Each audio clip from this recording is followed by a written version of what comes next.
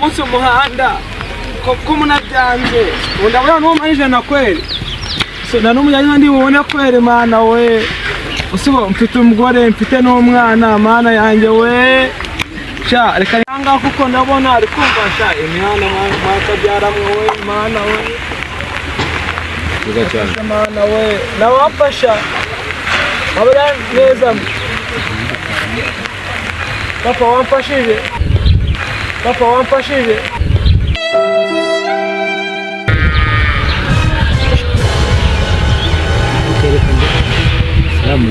nta kibazo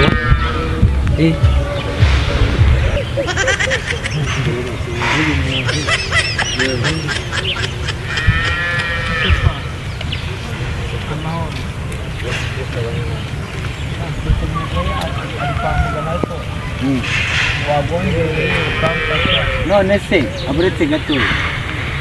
umugore waratwishe cyangwa yarabyaye yenda kubyara neza aka kantu ugibasha kugasoma ndi umurokore none agira ngo ufashe iki wayongera abone kubuntu ndanasonje nibura nk'ayo ukeneye ni nkangahe ukoze bwanyo ayo amayona nyine ngiye muri pose ubu none nta mafaranga mfite ariko ngiye kuguha inyongera sibyo n'abandi baraza kuza kugufasha sibyo muramukoze none se waza kuguha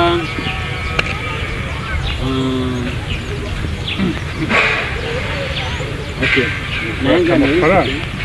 murakoze cyane kandi Imana bamuzi cyangwa utitangira isano akirana 500 uze kuza gutega ugiye ku mugore wawe kwa muganga sibyo kandi Imana izamufasha azahuka neza Imana bamugisha sawa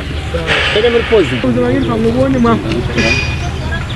mbona umunsi umuntu agomba kurya ariko bigoranye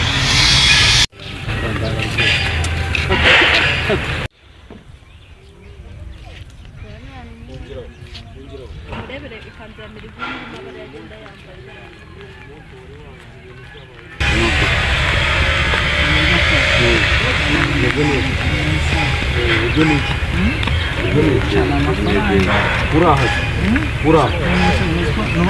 none urashaka cyane byageze turebe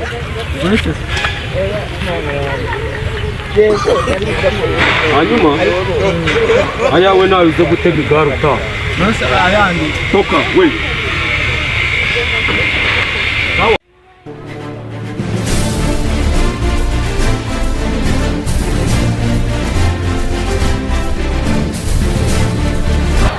mwaramutse makuru yanyu ko mbona ufite agahinda se byakugendekeye bituka umunsi nashabye mbana n'amafaranga ariko ari umugabo wanyambuye ahe kwambuye uyu munsi wahombye uyakwambuye se ari he uriya uzamuka ese murakubaza abantu bose kwigenza kumukurikirana byihore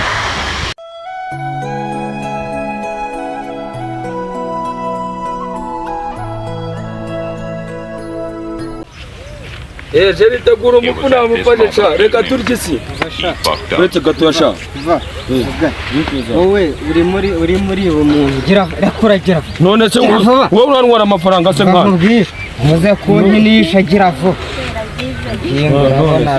wowe urimo uragenda wambura none se aho nakwese urahaza fata nkusigire senye sutega gira vuba sinongere kukubona muri izi so yiturwa ariko azakumarira iki kutazi naho nari nyakuye ndamufashe pe manze nyapangira ngaha nta kindi umuntu asane kubanza nkajya kurya nk'akanyama akoze naga narara ntamwe n'agacupa n'ukuri ubwo nze ntubike rwose nawe ndamufashe kuba i Kigali no guteka